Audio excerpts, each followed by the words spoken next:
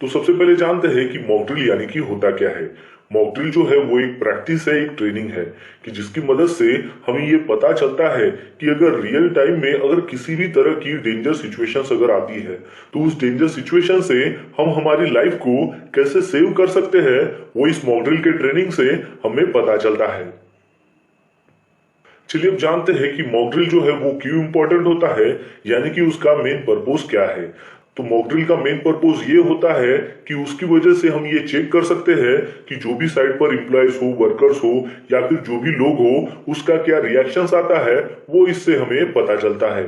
और साथ ही में उनकी क्या जिम्मेदारी होती है उस टाइम में जब डेंजर सिचुएशंस ऑकर होती है, तो वो भी हमें इस मॉक ड्रिल के जरिए पता चलता है। तो ये इसका मेन पर्पस होता है। चलिए अब जानते हैं कि मॉक ड्रिल के क्या बेनिफिट्स हैं। तो सबसे पहला बेनिफिट ये है कि मॉक ड्रिल की मदद से साइट पर जो भी वर्कर्स हो या फिर एम्प्लॉयज हो, उनका मोरल और कॉन्फिडेंस लेवल जो है वो इंक्रीज होता है। फिर उसके बाद है कि कोऑर्डिनेशन जो है वो भी इंप्रूव होने लगता है। फिर उसके बाद है कि मॉक ड्रिल के वक्त जो भी प्लान एक्शन किए गए थे, यानी कि जो भी मॉक ड्रिल के लिए प्लानिंग की गई थी और उसके अनुसार जो भी एक्शन लिए गए थे, तो उसमें ये पता चलता है कि किसकी क्या कॉम्पिटेंसी है। तो यहाँ पर उनका कॉम्पिटेंसी लेवल क्या है वो भी हम यहाँ पर चेक कर सकते हैं। तो इस प्रकार ये जो है ये मॉक ड्रिल के बेनिफिट्स है। चलिए अब जानते हैं कि मॉक ड्रिल को हम हमारी साइट पर कैसे कंडक्ट कर सकते हैं। तो यहाँ पर जो है स्टेप बाय स्टेप मैं आपको यहाँ पर बताऊंगा कि मॉक ड्रिल को हम कैसे कंडक्ट कर सकते हैं।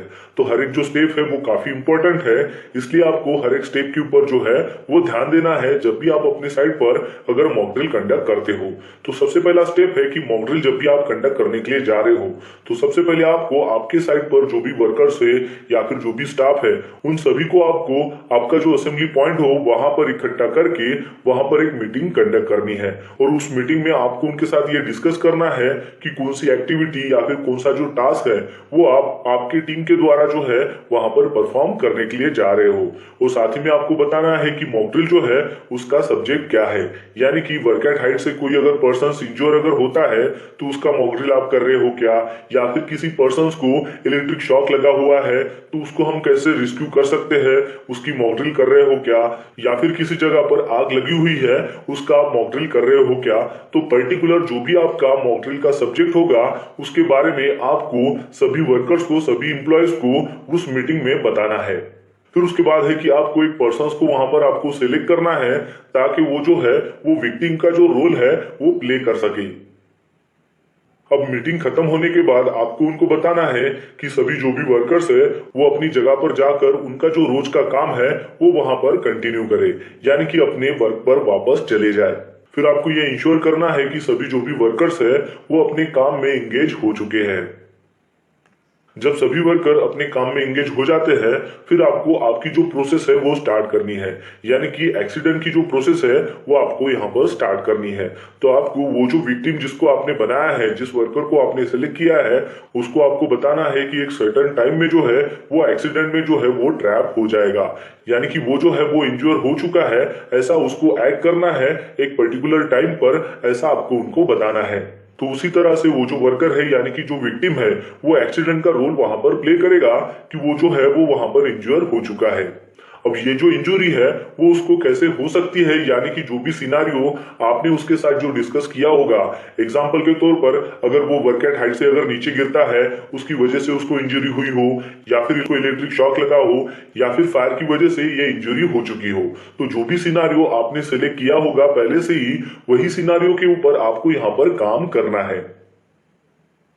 फिर जैसे ही वर्कर एक्सीडेंट होने के बाद वहां पर इंजोर हो जाता है तो उसके नजदीक में जो भी वर्कर वहां पर रहेगा उसने नियर बाय में जो भी साइट सुपरवाइजर हो, इंजीनियर हो, या फिर सेफ्टी पर्सन हो, या फिर कोई भी जो कंसर्न पर्सन हो, उनको वहां पर बुलाना है। फिर जैसे ही साइट सुपरवाइजर हो या फिर इंजीनियर हो या फिर सेफ्टी पर्सन को जैसे ही पता चलता है तो उन्होंने इमीडिएट फर्स्ट एडर को कॉल करके वहां पर बुलाना है।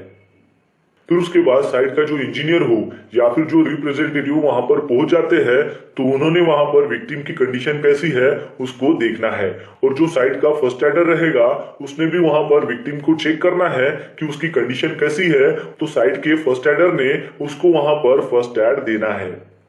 फिर उसके बाद आपको कांटेक्ट करना है एम्बुलेंस को, यानी कि जो भी इमरजेंसी एजेंसी वहां पर रहेगी उनको आपको वहां पर कॉल करना है। यानी कि आपको जो इमरजेंसी एजेंसी रहेगी उसके ऊपर कॉल करना है और वहां का जो मेन फर्स्ट एडर हो या फिर नर्स हो उनको आपको कॉल करके इस एक्सीडेंट के बारे में सारी इंफॉर्मेशन देनी है। फिर उसके बाद एक्सीडेंट लोकेशन के ऊपर एम्बुलेंस जो है वो पहुंच जाएगी। एम्बुलेंस आने के बाद आपको विक्टिम को स्ट्रेचर के ऊपर लेटाकर उसको वहां पर स्ट्रेचर के जरिए एम्बुलेंस में शिफ्ट करना है और फिर उसके बाद एम्बुलेंस जो है वो विक्टिम को हॉस्पिटलाइज करेगी, यानी कि एम्बुलेंस से विक्टिम को हॉस्पिटलाइज किया जाएगा फर्दर ट्रीटमेंट के लिए। तो ये जो सारा सिनारियो जो स्टेप बाय स्टेप हमने यहाँ पर देखा है, तो इसका टाइमिंग भी हमें जो है वो नोट डाउन करना होता है, यानी कि कितने बजे जो है वो मॉक ड्रिल स्टार्ट हो चुकी है, यानी कि वो जो वर्कर है जिस टाइम इंज्योर हुआ है उस टाइम से लेकर एम्बुलेंस हॉस्पिटल पहुंचने तक का जो भी टाइमिंग है वो नोट डाउन आपको करना है, वो भी स्टेप बाय स्टेप में। यानी कि वर्कर जो है वो कितने बजे इंज्योर हुआ था उसका आपको टाइमिंग जो है वो नोट डाउन करना होता है। फिर उसके बाद सेकंड जो स्टेप हमने देखी थी कि नियर बाय में जो भी इंजीनियर हो या फिर जो भी कंसर्न पर्सन हो उसको कॉल किया गया था, वो भी टाइमिंग आपको नोट डाउन करना है। फर्स्ट एडर कितने बजे वहां पर आया हुआ था और उसने फर्स्ट एड किया था, वो भी टाइमिंग जो है वहां पर नोट डाउन करना है। एम्बुलेंस कितने बजे आई वो भी नोट डाउन करना है। एम्बुलेंस जो है वो विक्टिम को हॉस्पिटल पहुंचाने में कितना टाइम लेती है तो वो भी टाइम जो है वो नोट डाउन करना है। और उस सिनारियो में जो भी लैप्सेस अगर आपको दिखाई देते हैं तो वो भी जो लैप्सेस है वो आपको वहां पर लिखने होते हैं। फिर उसके बाद है कि आपको रिव्यू मीटिंग जो है वो कंडक्ट करना होता है सभी स्टाफ के साथ में और साइट मैनेजमेंट के साथ में, और वहां पर आपको मॉक ड्रिल की जो रिपोर्ट है वो तैयार करनी होती है और टाइम को आपको कैलकुलेट करना होता है कि कितने टाइम पर जो है वो विक्टिम इंज्योर हुआ था, कितने टाइम को इंजीनियर को वहां पर इन्फॉर्म किया गया था या फिर जो कंसर्न पर्संस को कॉल किया गया था, और वो कितने टाइम पर विक्टिम के पास पहुंचे, फर्स्ट एडर कितने टाइम पर वहां पर लोकेशन पर आया और विक्टिम को फर्स्ट एड किया, एम्बुलेंस कितने बजे आई और विक्टिम को हॉस्पिटलाइज करने के लिए एम्बुलेंस को कितना समय लगा। तो ये जो सारा टाइम है ये यहाँ पर आपको कैलकुलेट करना होता है। और अगर इस सारे सिनारियो में अगर लैप्सेस अगर होते हैं तो उस लैप्सेस पॉइंट को आपको रिव्यू करना होता है और आपका जो कोऑर्डिनेशन है उसको इम्प्रूव करना होता है। तो इस प्रकार जो है आप अपने साइट पर मॉक ड्रिल को कंडक्ट कर सकते हो। तो दोस्तों आपके सामने में ये जो है ये मॉक ड्रिल का रिकॉर्ड है। इसमें सबसे पहले है HSC मैनुअल रेफरेंस नंबर, यानी कि आपके HSC डिपार्टमेंट का जो भी HSC मैनुअल का उसका रेफरेंस नंबर होगा वो आपको यहाँ पर लिखना होता है। फिर उसके बाद है फ्रीक्वेंसी, यानी कि मॉक ड्रिल की फ्रीक्वेंसी कितनी है वो आपको यहाँ पर लिखना होता है। जैसे कि मैंने यहाँ पर लिखा है 6 मंथ। अगर आपकी कंपनी में अगर आप 3 महीने में करते हो, 6 महीने में करते हो या फिर 1 साल में करते हो तो उस प्रकार उसकी जो फ्रीक्वेंसी है वो आपको यहाँ पर लिखना होता है। फिर उसके बाद आता है यहाँ पर साइट और ऑफिस, यानी कि आपका जो भी साइट हो उस साइट का आपको यहाँ पर नाम लिखना होता है। जैसे कि मैंने यहाँ पर लिखा ABC साइट, आपकी साइट का जो भी नाम हो वो आपको यहाँ पर लिखना है। फिर उसके बाद जिस दिन आपने मॉक ड्रिल को कंडक्ट किया है वो डेट आपको यहाँ पर मेंशन करनी होती है। फिर उसके बाद नीचे में आता है ऑब्जेक्टिव ऑफ मॉक ड्रिल, यानी कि मॉक ड्रिल का मेन ऑब्जेक्टिव क्या है वो आपको यहाँ पर लिखना होता है। तो इसका मेन ऑब्जेक्टिव ये है कि इमरजेंसी सिचुएशन के वक्त अवेयरनेस को क्रिएट करना, तैयार करना, और जो भी सारे कंसर्न्स लोग हैं उन सभी को इमरजेंसी सिचुएशंस के बारे में बताना। तो ये जो है ये इसका मेन ऑब्जेक्टिव है। फिर उसके बाद नीचे में आता है एक्सपेक्टेड रिस्पॉन्स, यानी कि आपने जो मॉक ड्रिल कंडक्ट की है तो वो जो मॉक ड्रिल है वो कैसी थी, बैड थी, गुड थी या फिर एवरेज थी या फिर बहुत ही अच्छी थी, तो वो आपको यहाँ पर लिखना है। फिर उसके बाद नीचे में आता है डिपार्टमेंट, यानी कि जो जो डिपार्टमेंट यहाँ पर उपलब्ध थे, वहां पर अवेलेबल थे, उन सारे डिपार्टमेंट का जो है आपको नाम, कॉन्टैक्ट नंबर वो सब लिखना होता है। जैसे कि डिपार्टमेंट में मैंने यहाँ पर लिखा है सेफ्टी डिपार्टमेंट, तो उनके सेफ्टी डिपार्टमेंट में जो भी पर्सन हो उन सभी के कॉन्टैक्ट नंबर आपको यहाँ पर लिखने हैं। जो भी सेफ्टी डिपार्टमेंट का रिप्रेजेंटेटिव हो उन सभी के नाम आपको यहाँ पर लिखने होते हैं। फिर उसके बाद आता है एग्जीक्यूशन डिपार्टमेंट। एग्जीक्यूशन डिपार्टमेंट में जो भी पर्सन हो उनका कॉन्टैक्ट नंबर, उनका नाम, वैसे ही एडमिन डिपार्टमेंट का जो भी कंसर्न पर्सन हो उनका कॉन्टैक्ट नंबर और उनका नाम आपको यहाँ पर लिखना होता है। फिर उसके बाद नीचे में जो है आपको आता है ऑकरेंस सीक्वेंस, यानी कि जो मॉक ड्रिल आपने कंडक्ट की है उसका सीक्वेंस कैसे है वो आपको यहाँ पर बताना होता है। तो सबसे पहला पॉइंट है यहाँ पर कि मुश्ताक अली जो सिविल सुपरवाइजर है उसने इस इमरजेंसी को जो है वो इनिशिएट किया है, वो भी 4:30 पे। और ये जो मुश्ताक अली सिविल सुपरवाइजर है वो है आईडीसी बिल्डिंग पोर4 लेवल 2 का। तो उसने ऑब्जर्व किया था कि एक जो पर्सन है वो 1 मीटर हाइट से जो है वो नीचे गिर जाता है। जैसे ही वो देखता है तो वो इमीडिएटली इन्फॉर्म करता है पी सुरकार जो सेक्शन इंचार्ज है आईडीसी बिल्डिंग के, साथ ही इन्फॉर्म करता है एस बोरकर को जो एडमिन इंचार्ज है इस इंसिडेंट के बारे में। फिर उसके बाद है कि पी सुरकार जो सेक्शन इंचार्ज है आईडीसी बिल्डिंग का, वो सुपरवाइजर को पूछते हैं, यानी कि मुश्ताक अली को पूछते हैं कि जो सभी वर्कर्स वहां पर लेवल 2 में हैं, उन सभी को आपको जो है असेंबली पॉइंट में इवैक्यूएट करना है। और उसके साथ वो एम्बुलेंस को भी कॉल करते हैं और साथ ही साथ इन्फॉर्म करते हैं प्रोजेक्ट मैनेजर जो ढाके सर है और राजू सर जो प्रोजेक्ट इंचार्ज है उनको, और बताते हैं इस इंसिडेंट के बारे में। साथ ही में ईएचएस ऑफिसर जो है वो स्पॉट पर ही रहता है एरिया को इंस्पेक्शन करने के लिए जब ये इंसिडेंट ऑकर हुआ था। फिर उसके बाद है कि सभी जो लोग हैं वो असेंबल हो जाते हैं असेंबली पॉइंट में जो आईडीसी बिल्डिंग के नॉर्थ साइड में है। फिर उसके बाद है कि एम्बुलेंस जो है वो साइड पर इंसिडेंट जहां पर हुआ है वहां पर पहुंच जाती है, वो भी फर्स्ट एडर के साथ में 4:37 पे।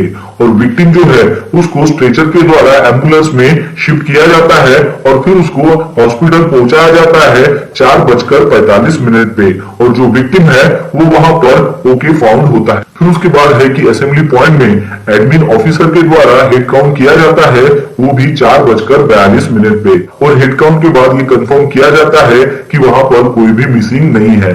और जो सेक्शन इंचार्ज है पी सुरकार सर वो डिक्लेयर करते हैं कि इमरजेंसी जो है वो खत्म हो चुकी है, वो भी 4:50 पे। फिर उसके बाद जो बालू गायकवाड़ सर थे जो एचएससी इंचार्ज थे वो ब्रीफ करते हैं सभी लोगों को इमरजेंसी खत्म होने के बाद कि वहां पर कौन सी डिफिशियंसी आई थी जो उन्होंने ऑब्जर्व की थी मॉक ड्रिल के दरमियान। और फिर उसके बाद सभी लोगों को उनके काम पर जाने के लिए वो बोलते हैं, वो भी 4:55 पे। तो इस प्रकार जो है आपको आपके साइड पर जो मॉक ड्रिल हुई है उसको सीक्वेंस वाइज जो है लिखना होता है। फिर उसके बाद है कि जो ऑब्जर्वेशन और रिकमेंडेशन जो आए थे वो यहाँ पर लिखने होते हैं, यानी कि मॉक ड्रिल होते वक्त जो भी डिफिशियंसीज वहां पर ऑब्जर्व हुई थी वो यहाँ पर लिखना होता है। जैसा कि पहला पॉइंट यहाँ पर लिखा गया है कि वर्कमैन जो है वो असेंबली पॉइंट लोकेशन पर लाइन में खड़े नहीं थे, वो भी प्रॉपर वे में। तो ये जो है ये पहला ऑब्जर्वेशन वहां पर देखा गया था। तो ये जो है ये एडमिन डिपार्टमेंट की जिम्मेदारी है, तो यहाँ पर एक्शन बाय में एडमिन डिपार्टमेंट लिखा गया है। फिर उसके बाद सेकंड पॉइंट जो ऑब्जर्व हुआ था वो ये कि सभी वर्कर जब असेंबली पॉइंट में पहुंचते हैं तो हेड काउंट होने से पहले जो है कुछ जो वर्कर है वो यूरिन पास करने के लिए चले जाते हैं। तो उन वर्कर को वहां पर स्टॉप किया गया था जब तक इमरजेंसी जो है वो खत्म वहां पर हो नहीं जाती और वो डिक्लेयर नहीं करते। ये जो जिम्मेदारी है ये एग्जीक्यूशन डिपार्टमेंट की आती है, तो एक्शन बाय में आपको एग्जीक्यूशन डिपार्टमेंट यहाँ पर लिखना होता है। और फिर उसके बाद नीचे में आता है क्लोजिंग, जिसमें मॉक ड्रिल जो है वो किसके द्वारा कंडक्ट की गई थी, साइड की एचएससी ऑफिसर कौन है, एडमिनिस्ट्रेशन इंचार्ज कौन है, प्रोजेक्ट इंचार्ज कौन है, तो उनका जो नाम है आपको यहाँ पर लिखना होता है, उनके सिग्नेचर, डेट जिस दिन जो है ये मॉक ड्रिल हुई है और लोकेशन। तो इस प्रकार जो है ये मॉक ड्रिल का फॉर्मेट होता है। तो आपको यहाँ पर समझ में आ गया होगा कि मॉक ड्रिल जब भी हम हमारे साइट पर कंडक्ट करते हैं तो उसको मॉक ड्रिल खत्म हो जाने के बाद एक फॉर्मेट में फिलअप करना होता है। तो जो फॉर्मेट है वो रिकॉर्ड जो है वो किस प्रकार होता है। तो बस आज के लिए इतना ही, मिलता है नेक्स्ट वीडियो में एक नए टॉपिक के साथ में। तब तक के लिए टेक केयर, बाय बाय।